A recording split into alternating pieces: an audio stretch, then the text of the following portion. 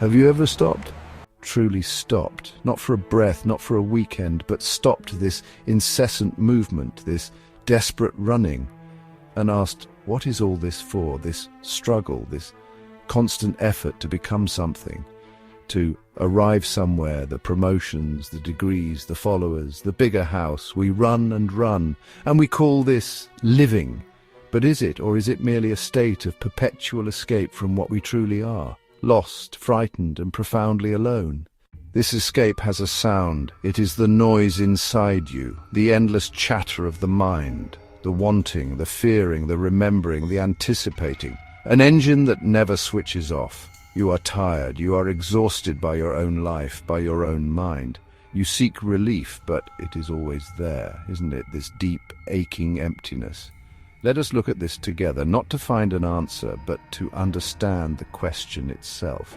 You talk of being trapped in a system. You blame society, the economy, the culture. You are right to see the prison. You are wrong about its location. Look at how you live.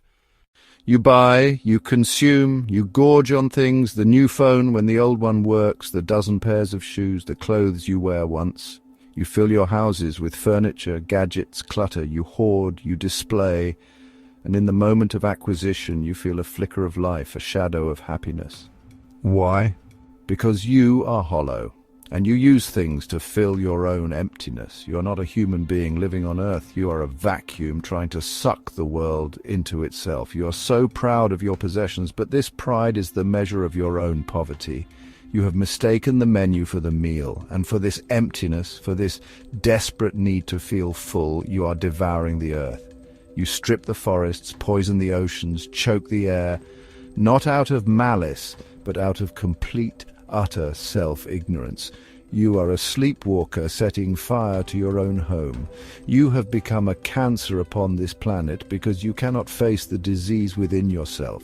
This system you despise is not a structure of steel and concrete.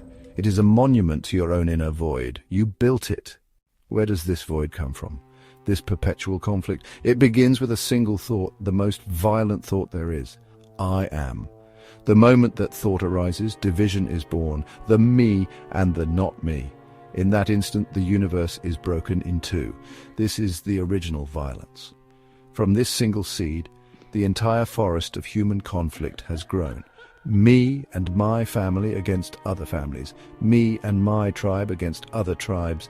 Me and my country against your country. Me and my God against your God. Do you see?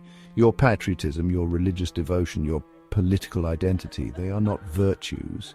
They are sophisticated extensions of the ego. They are larger cages for the same small, frightened self.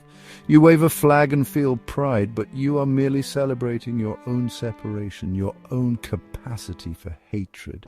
You read a holy book and feel righteous, but you are just sharpening a knife to use against your brother who reads a different one. You talk of love, of peace, of unity. These are just words, empty sounds, as long as the me is there. The me, with its memories, its hurts, its ambitions, cannot love. It can only possess. It can only demand. All war is the war of the me projected onto the world stage. The world is not in chaos. You are. So what do? You search, you chase, you practice techniques, you fill your head with words. For some, it is mindfulness, consciousness, enlightenment. For others, it is success, ambition, wealth.